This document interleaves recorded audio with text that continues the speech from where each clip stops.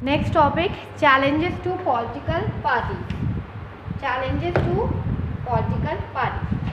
We have seen how crucial political parties are for the working of democracy.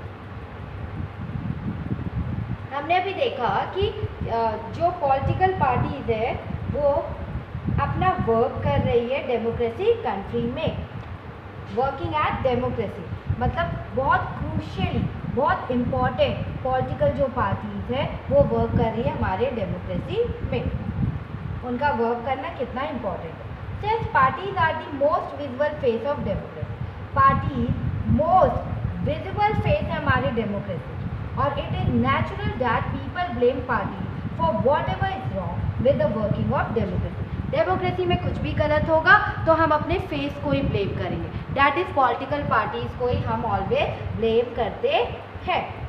And all over the world people express strong dissatisfaction with the failure of political party to perform their functions well.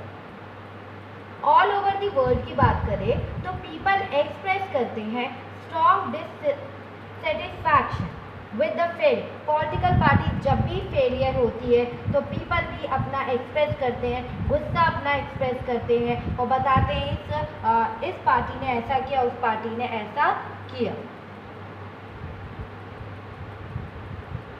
और हम लोग हमेशा गुस्से में कहते हैं कि इस पार्टी ने, ये पार्टी बहुत फेलियर है, इसने अपने पॉलिटिकल पार्टीज में कोई अच्छा वर्क नहीं किया, अपने फंक्शंस को परफॉर्म नहीं किया. स्ट्रांगली हम लोग डिससेटिस्फैक्शन को शो करते हैं. And this is the case in our country too. हमारी कंट्री में भी यही केस है, ऑल ओवर द वर्ल्ड में भी यही केस है. Popular dissatisfaction and criticism has focused on 4 problem areas in the working of the political party. in the working मतलब हमारे इंडिया में भी यही बात है कि यहाँ पे हम लोग भी पॉलिटिकल पार्टीज जो हमारा फेस है पॉलिटिकल पार्टीज में डेमोक्रेसी में उन पे सब ब्लेम लगा देते हैं. और जो पॉपुलर डिससेटिस्फैक्शन है और जो क्रिटिसिज्म है ये फोकस्ड होता है 4 प्रॉब्लम एरियाज है. पॉलिटिकल पार्टीज की 4 प्रॉब्लम एरियाज हैं. दैट इज जो वो लोग वर्क करते हैं 4 problem area. Political parties need to face and overcome the 4 problems है. पॉलिटिकल पार्टीज को इसको फेस करना पड़ता है और इन चैलेंजेस को एक्सेप्ट कर ओवरकम ऊपर आना पड़ता है. ठीक है. एंड पॉलिटिकल पार्टीज को हमेशा इन चैलेंजेस को एक्सेप्ट करना चाहिए और effective instrument of democracy, effective instrument को अप्लाई करना चाहिए और ओवरकम होना चाहिए, मतलब ऊपर आना चाहिए. एंड ओवरकम कर क्या होना चाहिए, इंस्ट्रूमेंट ऑफ डेमोक्रेसी जीतना चाहिए. द फर्स्ट चैनल मतलब पॉलिटिकल पार्टीज के पास डिससेटिस्फैक्शन, फेलियर, कभी भी वो फेलियर डिससेटिस्फैक्शन लोग हो जाते हैं, लोग उन्हें बोलते हैं, लेकिन पॉलिटिकल पार्टी को उसका सॉल्यूशन निकाल कर ऑलवेज ओवरकम ऊपर आना चाहिए, चैलेंज एक्सेप्ट करना चाहिए. और जो फर्स्ट चैलेंज कौन सा है, is lack of internal democracy within party. जो फर्स्ट चैलेंज है वो लैक ऑफ इंटरनल डेमोक्रेसी है, मतलब इंटरनली डेमोक्रेसी का लैक. इंटरनली डेमोक्रेसी नहीं होती विद इन द पार्टीज के अंदर डेमोक्रेसी नहीं होती. क्या होता है, all over the world there is a tendency in political party toward the concentration of power in one of few leaders at the top. क्या पूरे वर्ल्ड में ही स्टार्टिंग से यही चीज़ हो रही है, जो पॉलिटिकल पार्टीज कोई भी हो लेकिन उसका जो हेड होता है उसके पास सारे पावर्स रहते हैं या उसके कुछ फ्यू हेड्स के पास या कुछ फ्यू लीडर्स के पास ही वो सारे पावर, कंसंट्रेशन ऑफ पावर उन्हीं के पास रहता है. तो इसी के कारण क्या होता है, उसमें डेमोक्रेसी नहीं होती है. उसमें क्या होता है, डेमोक्रेसी नहीं होती है. And that is parties do not keep membership registers, do not hold organizational meetings and do not conduct internal elections regularly. Parties membership register नहीं रखती है और वो ऑर्गेनाइजेशनल मीटिंग भी कंडक्ट नहीं करती है, ऑर्गेनाइजेशनल मीटिंग भी वो कंडक्ट नहीं करती है. और and do not conduct internal election, और इंटरनल इलेक्शन भी रेगुलरली कंडक्ट नहीं होता है। ना उनके पास मेंबरशिप रजिस्टर होता है, ना उनके पास, ना उनकी ऑर्गेनाइजेशनल मीटिंग होती है, और ना ही वो कंडक्ट करते internal election and regularly internal elections नहीं होते। Ordinary members of the party do not gate sufficient information on what happens inside the party. जो ऑर्डिनरी मेंबर्स होते हैं उनको सफिशिएंट इंफॉर्मेशन नहीं मिल पाती कि एक्चुअल पार्टी के अंदर क्या बात हो रही है और पार्टी के अंदर क्या चीज़ें चल रही हैं।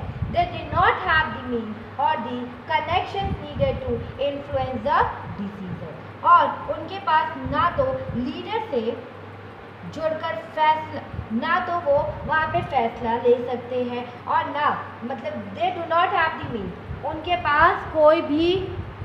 उनके पास पावर नहीं होता, और उनके पास कोई और मीन नहीं होता, कोई माध्यम नहीं होता, और the connection needed to influence, मतलब उनका कोई भी कनेक्शन लीडर से नहीं होता कि वो उस डिसीजन पे अपना इन्फ्लुएंस दे या अपनी राय दे। और as a result the leaders assume greater power to make decision in the name of the party. जो लीडर है वो नेम ऑफ द पार्टी को लेकर उसके मतलब डिसीजन ले लेते हैं। सारे फैसले वो जो लीडर होता है सारे फैसले वो ले लेता है, और सारे डिसीजन उसी के हाथ में आ जाते हैं। Since one of few leaders exercise Paramount power in the party, मतलब वन और मतलब कुछ ही लीडर के पास क्या होता है, असली पैरामाउंट, असली ताकत या असली पावर होता है उस पार्टी में। Those who disagree with the leadership find it difficult to continue in the party। अगर किसी ने कहा कि नहीं हम आपके डिसीजन से डिसएग्री है तो क्या किया जाता है, उसको पार्टी से निकाल दिया जाता है, उसको पार्टी से लीडरशिप से क्या किया जाता है, निकाल दिया जाता है। And more than loyalty to party principles and policies, personal loyalty to the leader become more important। जो पार्टीज के प्रिंसिपल्स होते हैं, पार्टी के प्रिंसिपल, पॉलिसीज, जो पार्टी के प्रिंसिपल होते हैं, आपको सबसे ज़्यादा लॉयल्टी दिखानी पड़ती है। More than loyalty to the party's principle and policies and personal loyalty to the leader become more important. यहाँ पे सबसे ज़्यादा इम्पॉर्टेंट क्या हो जाती है, यहाँ पे लॉयल्टी, पार्टी की प्रिंसिपल और पॉलिसी से ज़्यादा लॉयल्टी, अगर आप पर्सनल लॉयल्टी, लीडर की लॉयल्टी हो जाती है। यहाँ पे इम्पॉर्टेंट क्या हो जाती है, पर्सनल लॉयल्टी लीडर की टू द लीडर, सबसे ज़्यादा इम्पॉर्टेंट वही हो जाता है कि आप अपनी पर्सनल लॉयल्टी किसके लिए रखें, लीडर के लिए रखें। आप पार्टी के प्रिंसिपल्स और पॉलिसीज़ को भूल जाए। देन सेकेंड चैलेंज क्या हो जाता है, second challenge of dynastic, the second challenge of dynastic succession is related to the first one. जो सेकेंड चैलेंज है वो भी फर्स्ट वन से ही रिलेटेड है, that is succession means. Succession means होता है कि अगर नेता का बेटा है तो वो भी उस पॉलिटिकल पार्टी का ही लीडर बनेगा। ये एक मतलब चैलेंज हो जाता है party. Since most political parties do not practice open and transparent procedures for their function, there are few ways for an ordinary worker to rise to the top in a party। देखिए क्या होता है कि जितनी भी parties है वो अपना वर्क, जो मोस्ट पॉलिटिकल पार्टीज है वो डू नॉट प्रैक्टिस ओपन, वो अपने काम को ओपनली प्रैक्टिस नहीं करती। उनके वर्क जो होते हैं वो ट्रांसपेरेंट नहीं होते। ट्रांसपेरेंट मीन्स की पारदर्शी, पारदर्शी मीन्स की ट्रांसपेरेंट, जो आप देख पाओ आमने सामने, जैसे शीशा होता है प्लास्टिक जो दिखे, एंड वो ट्रांसपेरेंटली प्रोसीजर या फंक्शन नहीं करती, वो ट्रांसपेरेंटली फंक्शन वर्किंग नहीं करते हैं।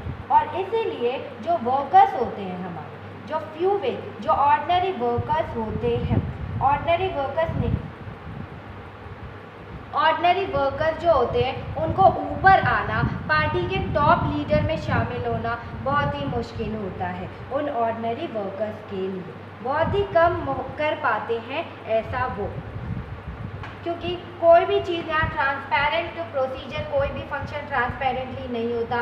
Open do not practice openly भी ये लोग डू नॉट प्रैक्टिस करते हैं कोई। And those who happen to be the leader are in the position of unfair advantage to favour family close to them और आई देयर फैमिली मेम्बर।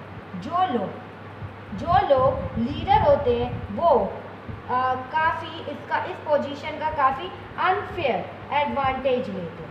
जो लोग leader होते हैं वो इस पोजीशन का काफ़ी अनफेयर एडवांटेज लेते हैं और अपने रिलेटिव और यहाँ तक कि अपनी फैमिली के लोगों को ही सिर्फ क्या करते हैं, आगे बढ़ाते हैं। जो लीडर्स होते हैं वो क्या करते हैं, इस पोजीशन का अनफेयरली एडवांटेज उठाते हैं। क्या करते हैं, वो सिर्फ अपने क्लोज मेंबर्स या अपने रिलेटिव्स का फेवर करते हैं और या अपनी फैमिली मेंबर्स को ही आगे बढ़ाते हैं। In many parties the top positions are always controlled by the members of one family. जो मैनी पार्टीज है उसमें जो टॉप मेंबर, जो टॉप लीडर होता है वो फैमिली मेंबर का ही हिस्सा होता है। तभी तो ये जो सेकेंड चैलेंज है वो सक्सेशन से related. And this is unfair to other, ये अनफेयर होता है जो अदर पार्टी मेंबर्स होते हैं उनके लिए। This is also bad for, और ये सच में बैड होता है डेमोक्रेसी के लिए। Since people who do not have educate experience और popular support come to occupy position of power. ये बहुत बैड है डेमोक्रेसी के लिए, क्योंकि क्या होता है, जो पीपल है वो उनको एक तो एक्सपीरियंस नहीं होता, दूसरा लोगों का पॉपुलर सपोर्ट भी नहीं होता, लेकिन उन्हें ज़बरदस्ती उन्हें वो पावर दे दी जाती है या वो ऑक्यूपाई कर लेते हैं पोजीशन ऑफ पावर, क्योंकि उनके फैमिली मेम्बर उसमें था तो वो भी उसमें जाएंगे। And this tendency is present in some major all over the world. ये टेंडेंसी हर जगह ही प्रेजेंट है all over the world, including in some of the older democracy. Older democracy में भी इंक्लूडिंग कर लिया जाए तो इसी तरह की वहाँ पर भी क्या होता है, यही प्रॉब्लम डेमोक्रेसी में है। मतलब पॉलिटिकल पार्टीज में यही सेम टू सेम ऐसी ही प्रॉब्लम है। And the third challenge is about the growing role of money. जो थर्ड चैलेंज है वो अबाउट है कि मतलब growing role of money and muscle power and practices. जो थर्ड चैलेंज है हमारा, खासकर अगर देखा जाए तो इलेक्शन के टाइम ये जो थर्ड चैलेंज है बहुत ज़्यादा ही बढ़ गया है मनी का। और you can say muscle power, मतलब अपनी पावर दिखाना या अपने मसल को दिखाना, इन पार्टीज अपने पावर को शो करना, या अपराधी तत्व या घुसपैठ, ये सब बढ़ गया है। ड्यूरिंग इलेक्शंस में क्या हो गया, पैसों का लेन देन ज़्यादा बढ़ गया। अगर आप मुझे इतना पैसा देंगे तभी हम आपको इलेक्शन लड़ने देंगे, या मसल हम इतने ताकतवर हैं आपको हमारी बात माननी है।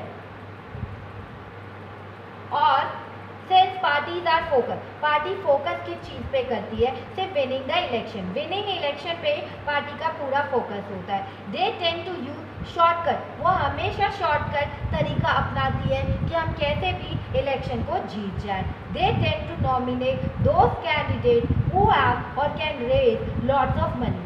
वो उन्हीं कैंडिडेट को नॉमिनेट करती है जिनके पास ज़्यादा पैसे होंगे, या जो कि जिनके पास ज़्यादा पैसे होंगे और जो पैसे इकट्ठा कर सकते हैं। जिनके पास ज़्यादा पैसे हो और जो सबसे ज़्यादा पैसा इकट्ठा कर पाए उन्हीं को वो नॉमिनेट करती है।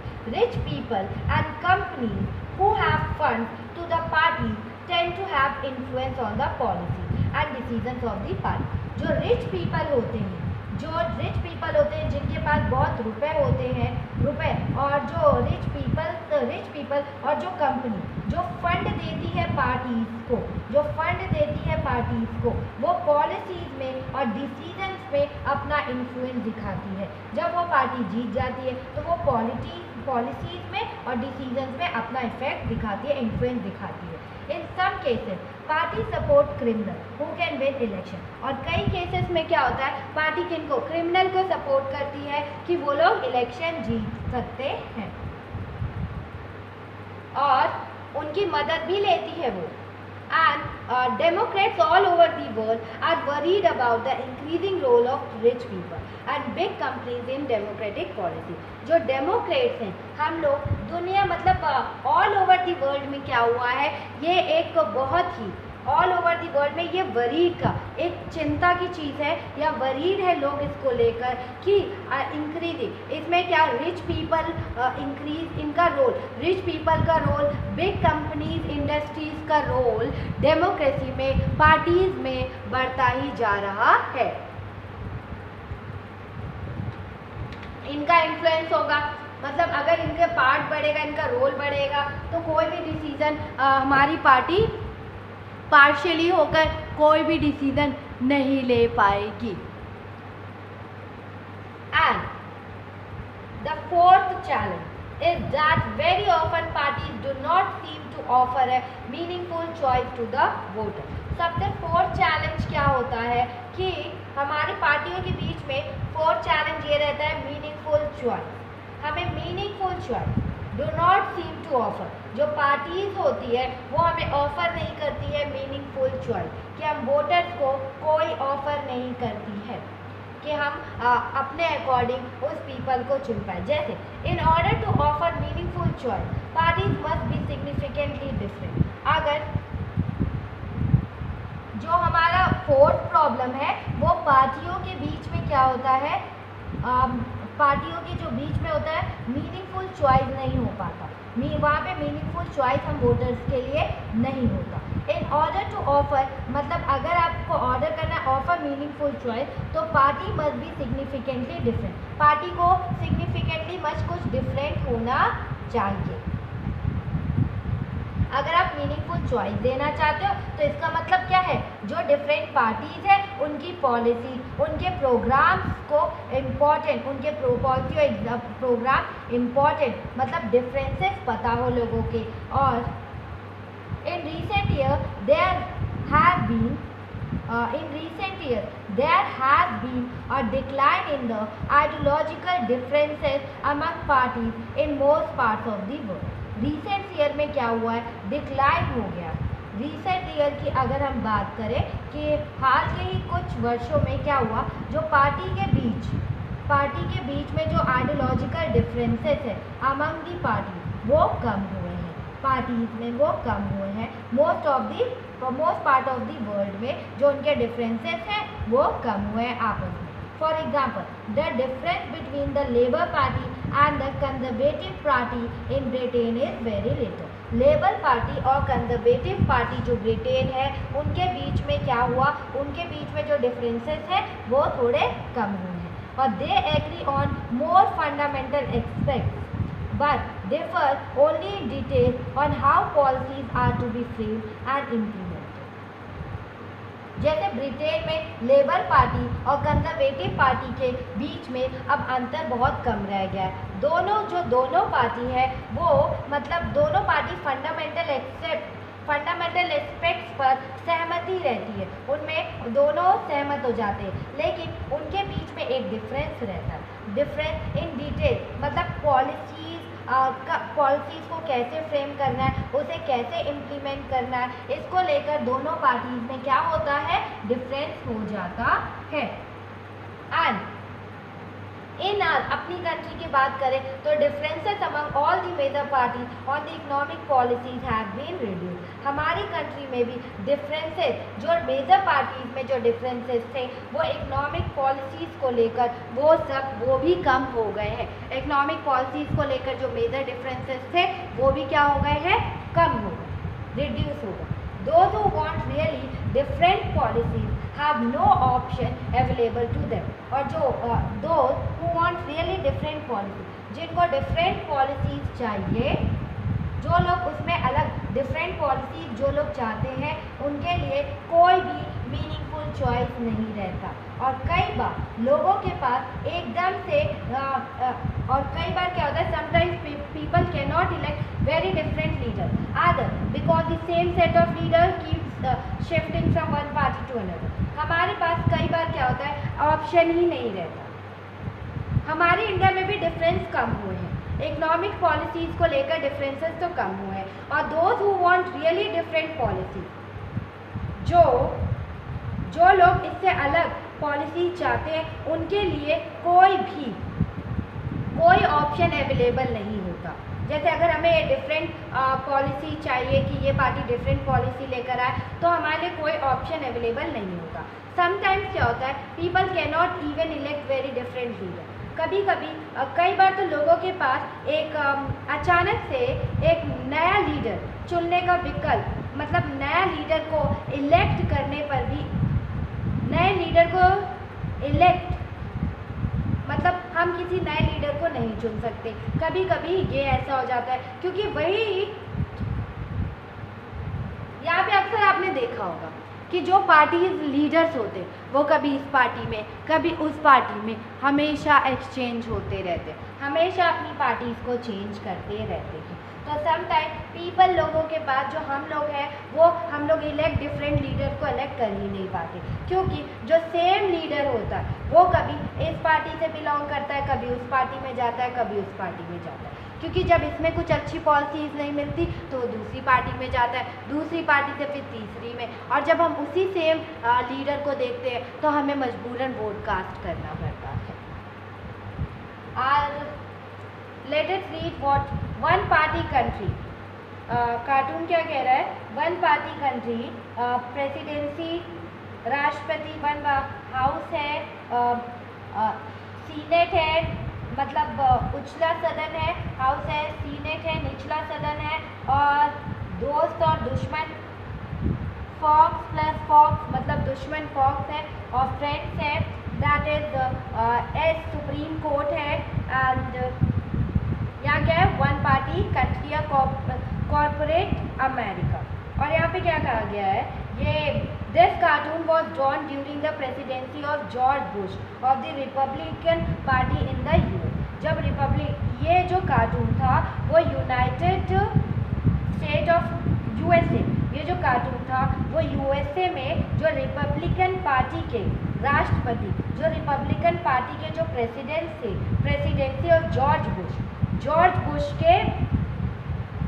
जॉर्ज बुश में ये कार्टून ड्रॉ किया गया था। मतलब ड्यूरिंग, जब जॉर्ज बुश यहाँ के प्रेसिडेंट थे, रिपब्लिकन पार्टी के, जब वो प्रेसिडेंट थे, रिपब्लिकन पार्टी जीती थी तो जॉर्ज बुश वहाँ के प्रेसिडेंट थे, तब ये डायग्राम बनाया गया था। और इस पार्टी का जो सिंबल है, the party symbol is elephant है। और the cartoon seems to suggest that the corporate America controls all major institution of the country. ये जो कार्टून है ये आपको सजेस्ट कर रहा है जो कॉर्पोरेट अमेरिका कंट्रोल कर रही है सारे major institutions of the country को। जो अमेरिका है वो पूरे कॉन्स्टिट्यूशन को कंट्रोल करती। सीनेट हुए, हाउस हुआ, president, court, Fox plus friend, सबको कंट्रोल करके उसने वहाँ पर रखा हुआ है। And one more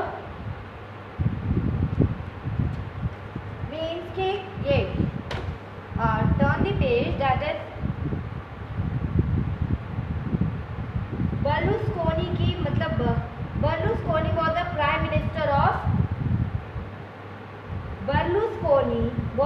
minister of Italy. ये कहाँ के प्राइम मिनिस्टर है, ये इटली के प्राइम मिनिस्टर है, और वो दिखा रहे हैं अपने मतलब थिएटर, पपेट को दिखा रहे हैं अपने थिएटर। वो प्राइम मिनिस्टर कहाँ के हैं, इटली के। He is also one of the top businessman, वो टॉप बिजनेसमैन भी है इटली के, और is the leader of the Forza Italia founded. वो लीडर है फ्रोजा इटलिया के, वो लीडर भी है। उन्होंने फ्रोजा इटलिया को फाउंड किया था 1993 में, और इस कंपनी ओन टीवी चैनल, इनकी कंपनी टीवी चैनल को भी चलाती है। और जो मोस्ट इम्पॉर्टेंट पब्लिशिंग कंपनी है अ football club and a bank, मतलब जो इनकी कंपनी है वो टीवी चैनल को भी चलाती है, और यू कैन से कि पब्लिशिंग कंपनी भी है इनके पास, अ फुटबॉल क्लब भी है AC Milan, and a bank भी है इनके पास। ये सबके लीडर हैं, सबके मालिक हैं। और यह the cartoon was made during the last election. ये जो कार्टून बनाया गया था लास्ट इलेक्शन, मीन्स कि दिखा रहे हैं कि ये प्राइम मिनिस्टर होते हुए भी इन्होंने बुर्लुस्कोनी इटली को कैसे कंट्रोल किया हुआ है, इटली को कैसे कंट्रोल किया हुआ। And are next diagram, you already have so much money, why do you want to contest the election? Means कि यहाँ पे लोग कह रहे हैं 50 करोड़ दिखा रहे कि आप तो यू ऑलरेडी है, आपके पास तो इतना पैसे इतने मनी है, फिर भी आप इलेक्शन क्यों कराना चाहते हैं? क्योंकि आपको पता है इलेक्शन के लिए हमेशा मनी देना पड़ता है। उस पार्टी में अगर आपको कोई अपनी सीट चाहिए तो आपको हमेशा क्या करना पड़ेगा, उसमें हमेशा आपको कैश देना पड़ता है।